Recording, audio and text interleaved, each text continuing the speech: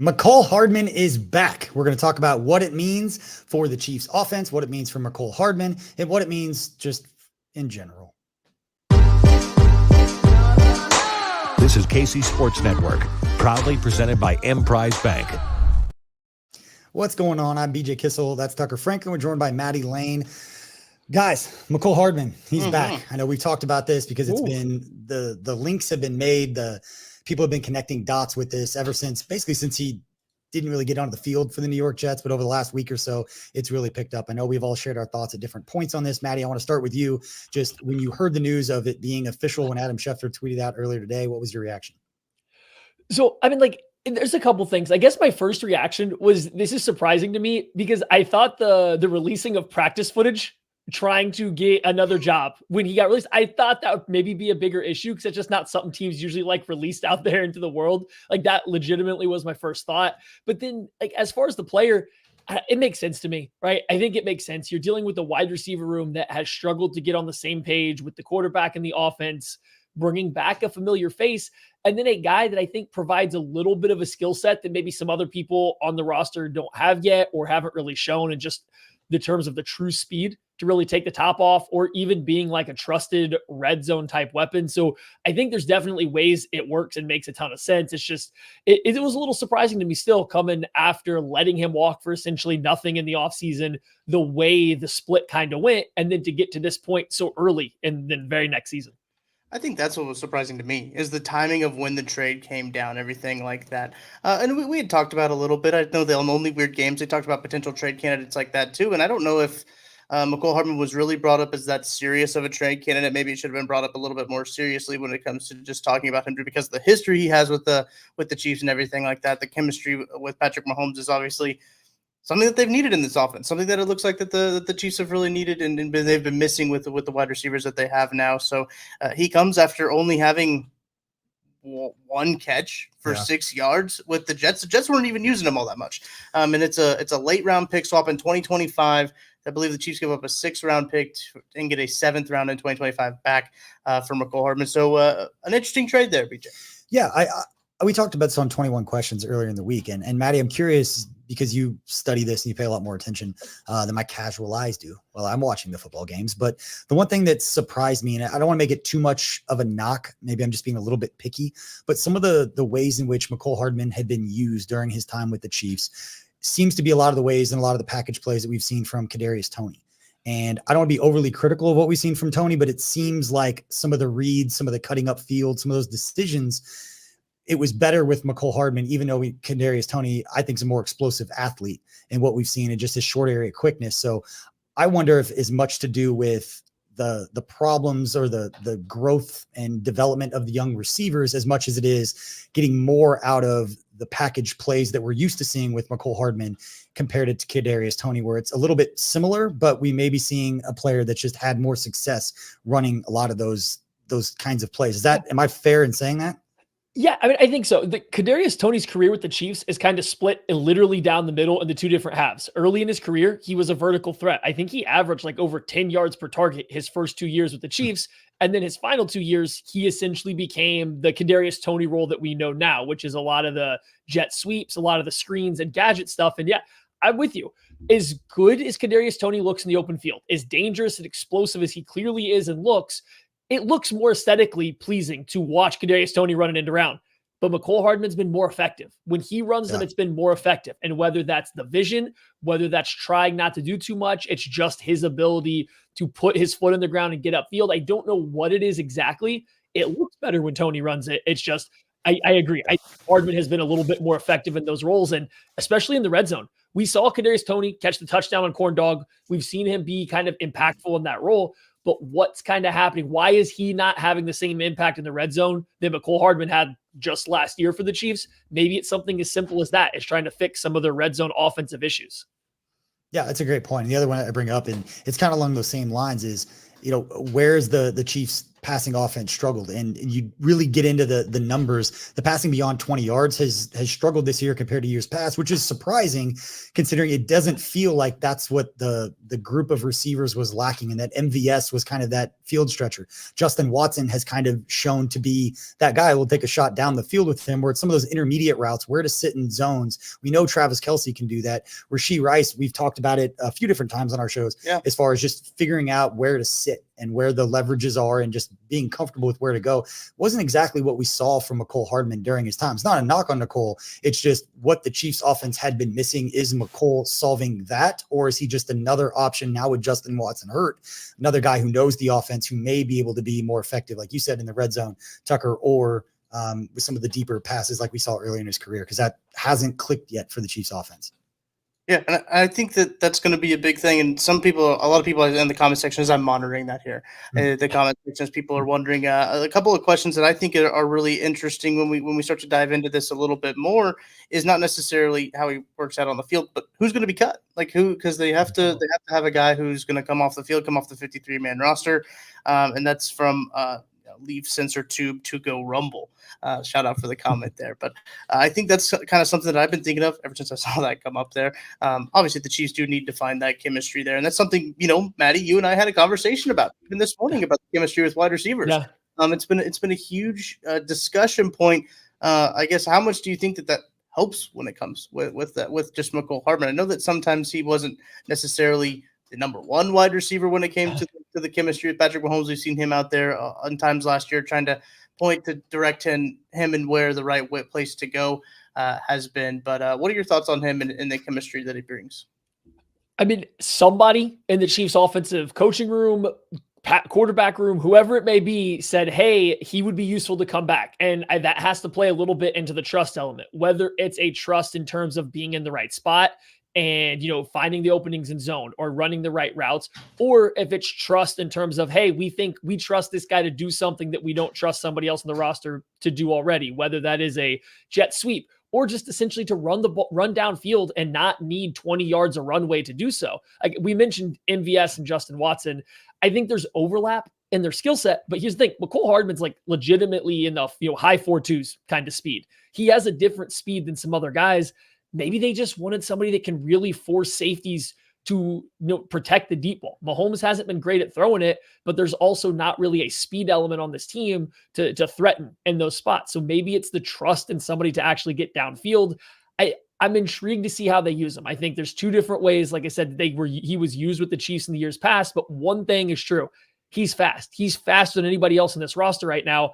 I think this Chiefs wide receiver room has slowly gotten slower over the years. Obviously, losing Tyreek Hill, that matters, but you can't replace somebody that like him and Mecole Hardman with build-up speed guys and never have any effects from it. So I'm really intrigued to see how this impacts the deep ball game, and then whether or not he becomes, maybe he does become a favorite for Patrick Mahomes. He threw to him for 4 years, right? He's thrown to nobody else besides Travis Kelce on this roster for 4 years. So like there could be something there that we just didn't appreciate at the time because we saw Mahomes constantly kind of yelling at him and getting after him to change something.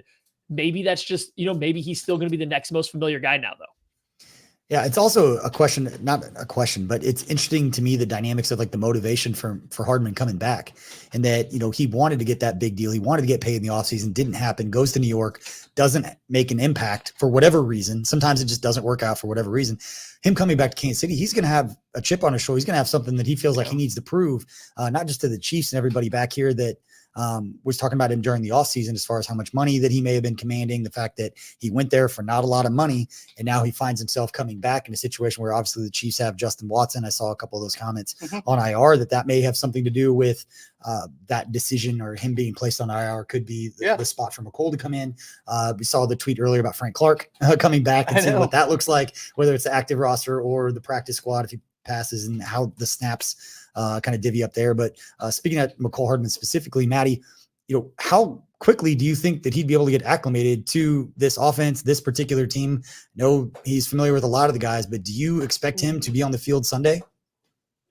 Oh, that's a good question. I'm going to say no for this one. But by the following week, by that second week against the Broncos, I don't see why he couldn't be back up to speed, right? Like, I mean, he was just here. He spent his entire rookie contract in Kansas City. I don't think we're going to have seen any wholesale changes to terminology or grand scheme concepts since he left. So, like, I wouldn't be shocked if he's on the field or suited up, ready to play against the Chargers. I kind of expect it by next week against the Broncos, because if you're making this trade, if you're making this move, it's not like the Chiefs spent a lot of capital to get him, but they obviously have a role they see for him. Like, they have a reason they're going out to get him. I don't know why they would slow play a guy that is healthy, should be in game shape, and should have a pretty good understanding of what the system is. I don't know why it would be a slow rollout for him, getting onto the field. That's very interesting, especially as a guy who is as acclimated as he is. I don't think this is a Christian McCaffrey situation, right? Where we saw him traded on what was that, like a Tuesday? Then he came in on a Friday and was on the field for that Sunday's game. I don't think it'll be like that. But that's a good question about where it's going to come to in terms of just where he's going to fit in on this roster too. But so if you look at, I think the Justin Watson one's really interesting. I see a lot of people in the comments saying, Richie James. He's on the IR, so he's not going to count against the active roster. Washington's one, I think, that is probably going to be close to that, because they have a wide receiver on the roster right now in Washington who's a punt return only, who's a return specialist. Maddie, I want to get your thoughts on that. It's been pretty nice not to have to worry about punt returning, right? It's been pretty nice not to worry about who's back there, but Mecole Hardman does have that ability. We've seen it at times. Washington, do you think he's kind of on the chopping block when it comes to who's going to be let go for Mecole? So, I mean, hey, we did see Washington, kind of fumble one this past weekend, right? But Mecole Hardman returned punts for the Chiefs for a while. I think that he had gotten the trust of Dave Tope, and he was pretty good at he was good at fielding the punts. When he had space to run, he did a pretty good job returning them. It was his decision-making on when to fair catch and not to that I think caught some ire, but he's a safe punt returner, right? You can put him back there and you feel pretty good that he's going to field it. And if he gets it, he can make a play. So yeah, if Washington is cut, like, I think some people will be a little upset because they have seen, some bright spots out of the position, but I think Hardman's fine in that role. So he would make sense. I think Justin Watson going to IR, even if Andy Reid kind of pushed back against it today at his presser, it's Andy, could just be Andy talking like Andy does. So we'll have to see what the move is, but I definitely think you get either an IR move or a wide receiver cut, and Washington's the most likely to be cut, I think. I'll ask both of you guys this question, because this will be what people want to know going forward is what kind of impact, whether it's this week, the following week, what kind of production do we expect from Mecole? Because last time we've seen him in a bigger role, like, there were other dudes on this team. And right now, storyline so far for the offseason has been a lot of young receivers, and those young receivers need snaps. Yeah.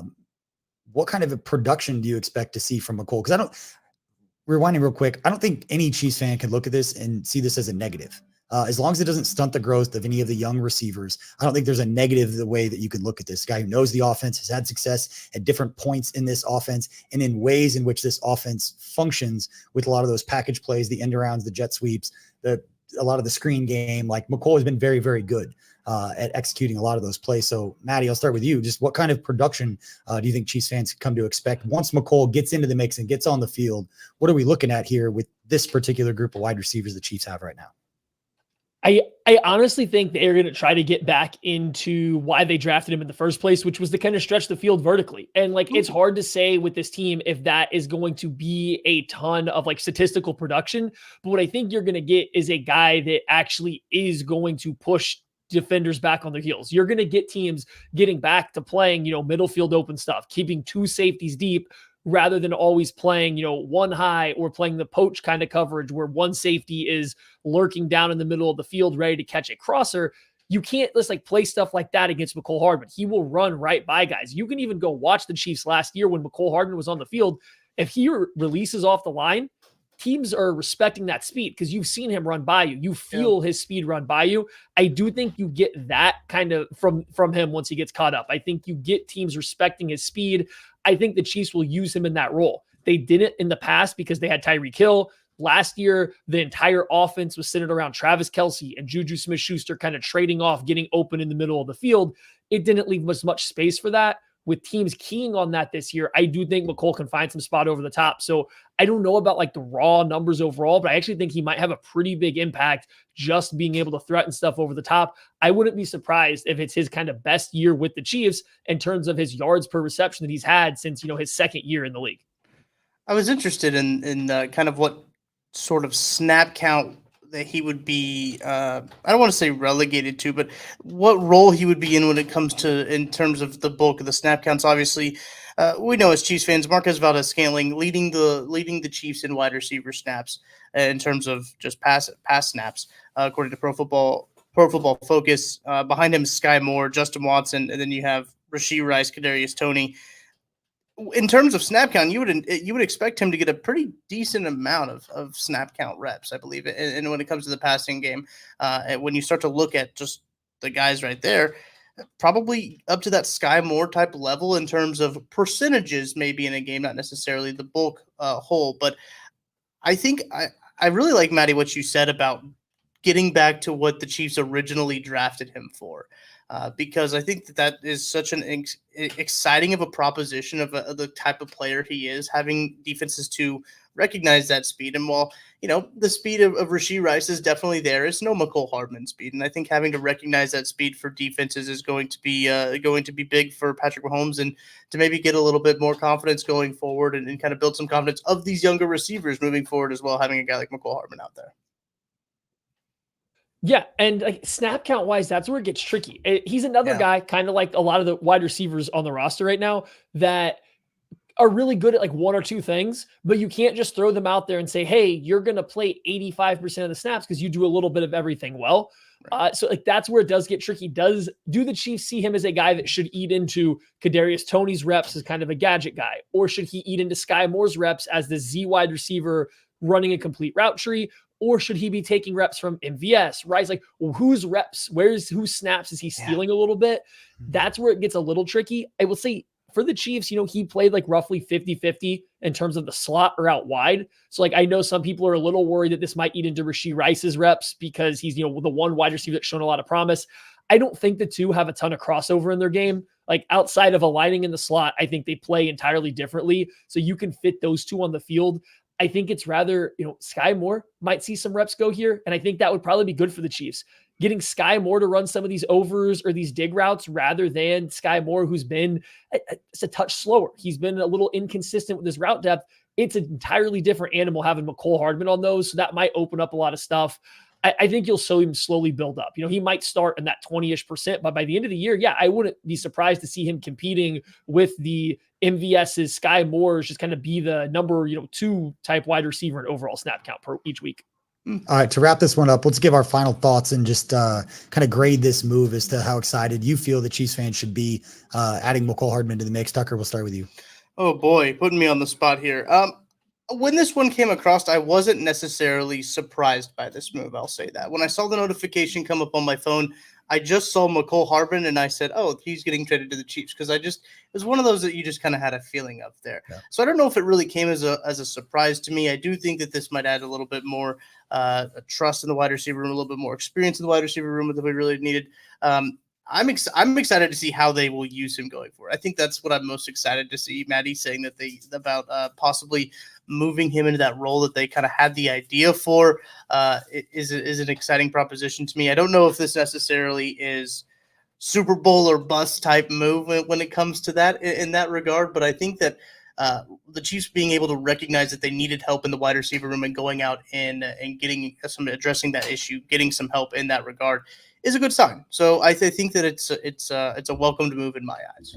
Maddie?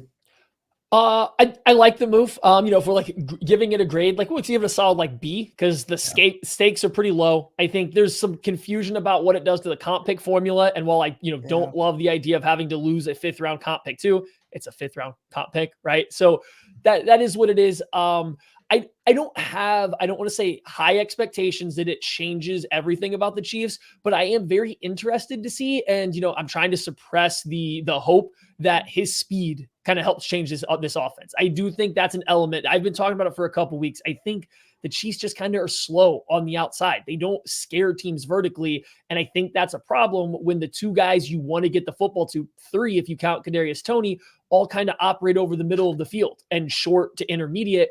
It's a lot of congestion in there. So getting a guy that, even if he's not productive, that can open that up, I think that could do a lot for this offense. Like I am interested in the move. I'm hiding my excitement for it because I've also seen Mecole Hardman, the past couple years for the Chiefs, maybe never quite live up to the expectations he set for himself, go to the Jets, not get on the field. There's something there. I just don't know if I'm ready to buy fully in until I see the proof of concept.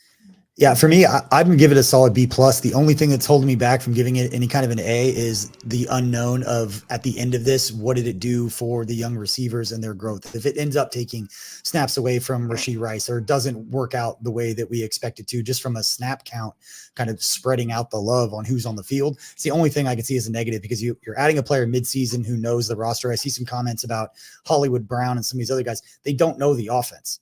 And so bringing a guy in the middle of the season to try to learn Andy Reid's offense, you're going to give him a few plays and a few package plays, and that's it. Mecole Hardman knows all the different positions. He could slide in and play. What the impact of that looks like, we don't know.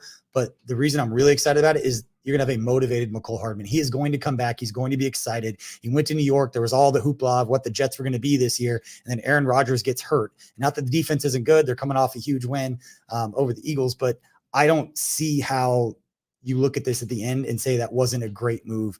Like I said, the only thing keeping me from getting really, really excited about it, because I don't see a drawback here. I don't see a negative here outside of the development of the young guys. Guy knows the offense, had success in the offense. He's motivated to go prove it, not only to Chiefs fans and to the guys in that locker room, but also to the rest of the NFL as he becomes a free agent and then tries to sign again this offseason. What's up, Maddie? Real quick, what jersey number does he wear? That's I've done research on this. Richie James has 17. He wore 6 in New York. That's Brian Cook, so he can't wear that. He wore 4 at Georgia and in high school. That's Rashee Rice. What number is Mecole Hardman coming back at? I don't think he's played football since middle school in a different jersey number that's not already taken. He did 14 at the high school Army All-American game, and that's all I got. It's like, what number? That is more research than I expected coming with that question. That's pretty good, man. Oh, jersey numbers are near and dear to my heart, BJ. This is why Maddie and I get along. I threw out originally 0 because Maddie thinks it's only reserved for dogs and elite type players, but I think he fits as 0 just as like a play style and everything like that. He has the moxie to try it. I will say that he has the moxie to try it. I just don't know if I like it. I'd rather Frank come back and wear 0 if I'm being honest. Oh, that would be awesome. We've seen a few comments at I know Carrington Harrison with 610 Sports Radio in Kansas City reported that Frank will be having his physical tomorrow, Thursday. I think Frank tweeted that out too. Frank broke his own news, responding to somebody on Twitter. But if that is true, get quick thoughts on that real fast. Just thoughts on Frank Tucker. Never could have too many pass rushers. I think Chris Jones said it at the podium on whatever day today is. He said that at the podium, and I think he's right. If it's a practice squad move, good for him. But I think that's probably the best case scenario for both of the teams. Maddie, what thoughts on Frank Clark? Please bring him back. Never a bad thing to get, that a voice like that back in the room. And he's at minimum going to give you hard fought reps versus the run early and down. So yeah, please bring him back. Yeah, and for the same reason that we just talked about the offense with all the young receivers, there's a lot of edge rushers. I mean, they're not going to want to slow down Felix Anudike-Uzomah. They're not going to want to slow down George Karlaftis. You've got Charles Omenihu coming back. There's going to be different guys in the mix. But again, you got a player who wants to be here, a guy that is a veteran who is shown to be a mentor of sorts. We saw it last year with George Karlaftis with all the time that Frank was spending with him after practices. And so, I don't think you can be upset about either one of those guys joining the Chiefs at this point in the season as they sit with tied for the best record in the league. A couple guys that have won world championships with them and have that pedigree and know what to expect, and they can slide right into that locker room and be welcomed with open arms. I think it's great. Get the band back together. You know what? Bring back Sammy. Give him a call. See what he's up to. Who else can we bring back? Maybe trade for Tyreek. That guy seems pretty good. That could be Demarcus Robinson. Demarcus Robinson. See what he's up to. Pringle. Saw Pringle coming in here as well. Get the band back together. Shorkandrick. Let's bring Shorkandrick back. Oh yeah, Damian Williams. I think I saw that he got cut or something or was it a practice squad? Terrell Suggs. Sizzle back. Chief's great. Terrell Suggs, obviously. Show's going off the rails.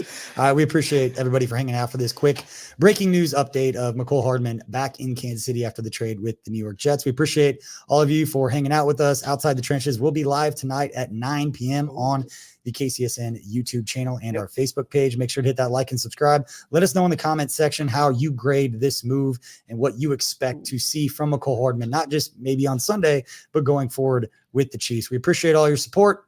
Love y'all. Have a good one. We'll see you next time.